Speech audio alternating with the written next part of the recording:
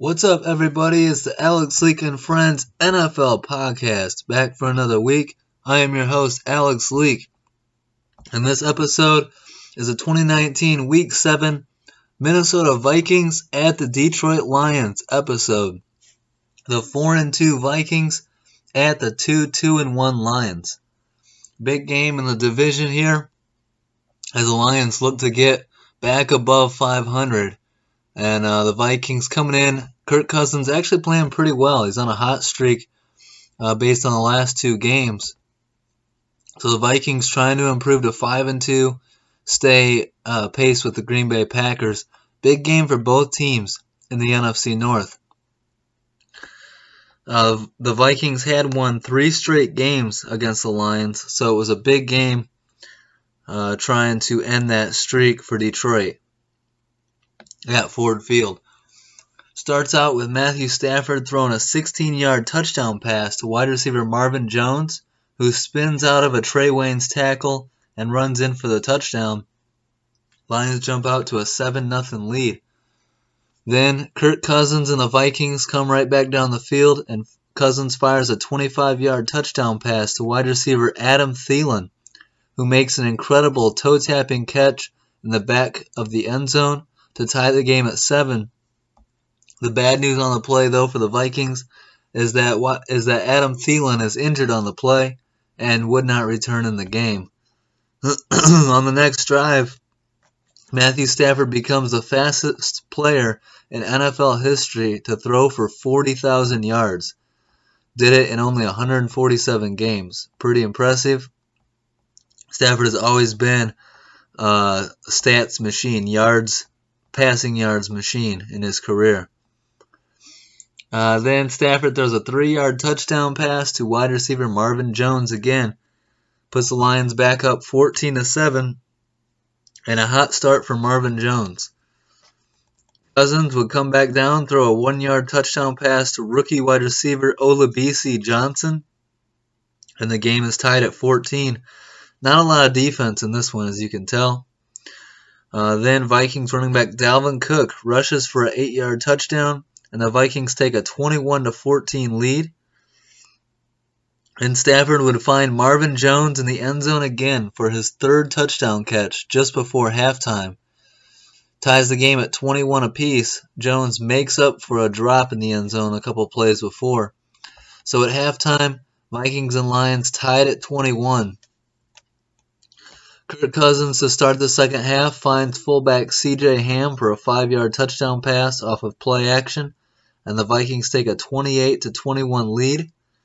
A Matt Prater 46-yard made field goal cuts the lead to 28-24. Then after Stephon Diggs drops a pass in the end zone that would have been a touchdown, Vikings kicker Dan Bailey would miss a 45-yard field goal attempt. So the game stays 28-24. The Lions, on their next drive, head coach Matt Patricia decides to go for it on 4th and 2 from the Minnesota 41-yard line, but the pass is incomplete, and it's a turnover on downs. I actually agree with the decision at the time. I just felt like the play could have been better.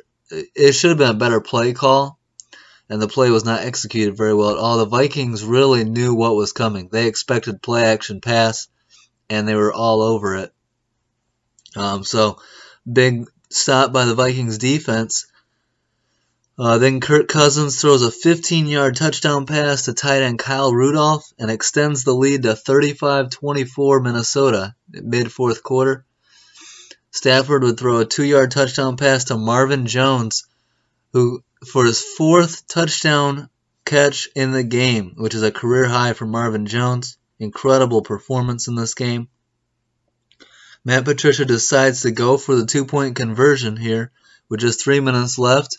I actually don't mind the decision. Again, you can cut it to 3 here 5 or 4 is still a one-score game. It's still you need a touchdown. So I have no problem with Patricia going for 2 here, but the pass was incomplete, and the Vikings lead late in the fourth quarter, 35-30. Dalvin Cook 4-yard rushing touchdown would extend the lead to 42-30 late in the game. And Matthew Stafford throws an interception to Vikings corner Trey Waynes to end any comeback attempt. The Vikings go into Ford Field and beat the Lions 42-30 and earn their 4th straight win against the Detroit Lions. Big win for the Vikings as they improved to 5-2. And the Lions, who had high expectations, started the year 2-0-1, have now lost 3 straight games. 3-game losing streak for the Lions. So not good for them. They'll try and right that ship next week. For the Vikings, their stats: Kirk Cousins throws 24 of 34 for 338 yards, 4 touchdowns, and no turnovers. Cousins, with a passer rating of 141, is his highest passer rating since 2017, so his highest passer rating as a Minnesota Viking. Cousins on fire, like I said, his last 3 games now, he's been over 2 touchdowns or more and making plays. So good football being played right now from Kirk Cousins, who, against the Bears in week 3 was that week 4? Yeah, against the Bears in week 4 was pretty much, getting run out of town. So nice to see Cousins getting his shit together, playing some good football. Running back Dalvin Cook gets 25 carries for 142 yards and 2 touchdowns. Wide receiver Stephon Diggs, Dalvin Cook continuing to be the best running back in football, really. Beasting out there. Wide receiver Stephon Diggs, 7 catches for 143 yards, including a big drop in the end zone, which would have been a touchdown and even more yardage. So Diggs very easily could have gone for 150-plus yards in this game. Solid game for him, stepping in when Adam Theilen goes out with an injury. Vikings kicker Dan Bailey missed his only field goal attempt, but was 6 for 6 on extra point.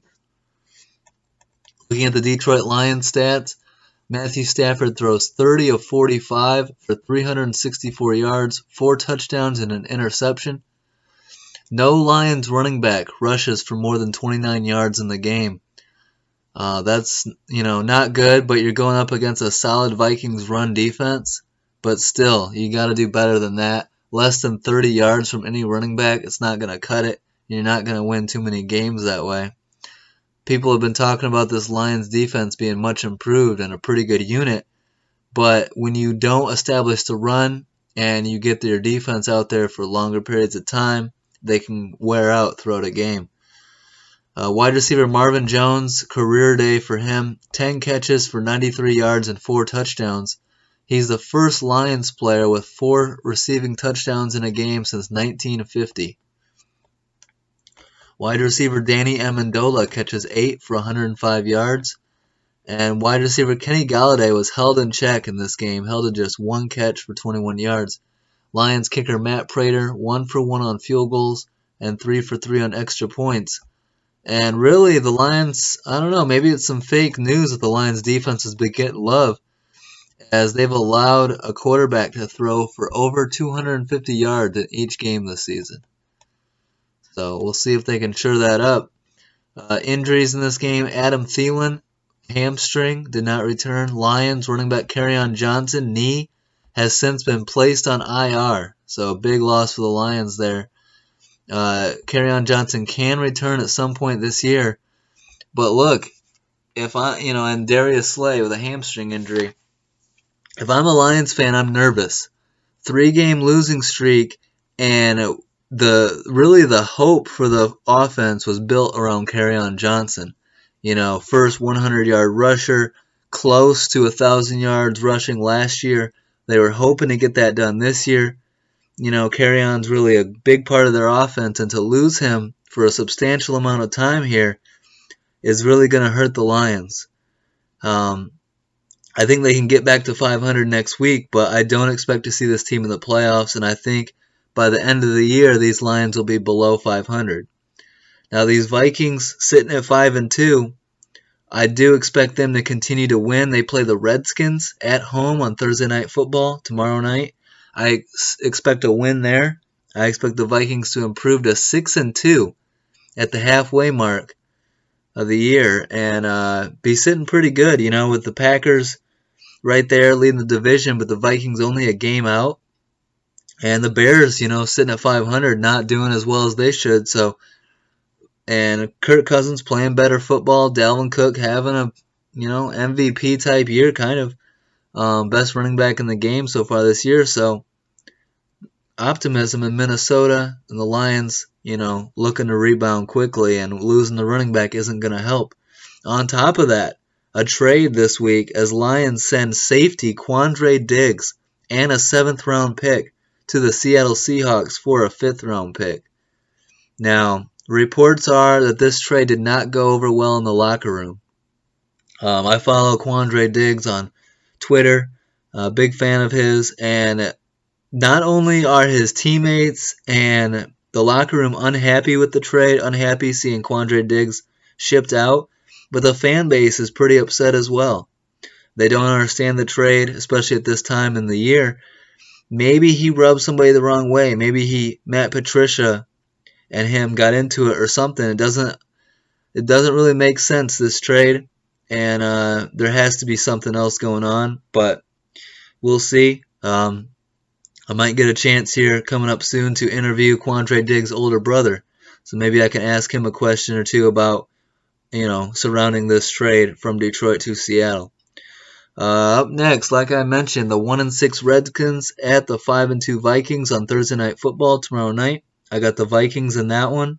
Redskins just aren't a very good team this year. And the 2-5 Giants at the 2-3-1 Lions on Sunday. I expect the Lions to get a win at home in Ford Field and get back to 500.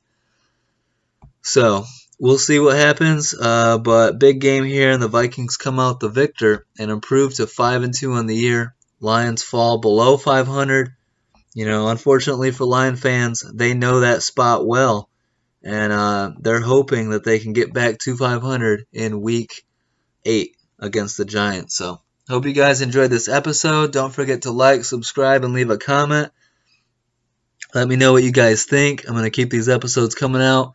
And like I said, 2 weeks from now, expecting an interview with Quandre Diggs' older brother, who also played in the NFL. So, thanks for tuning in, guys. Have a great week, and peace out.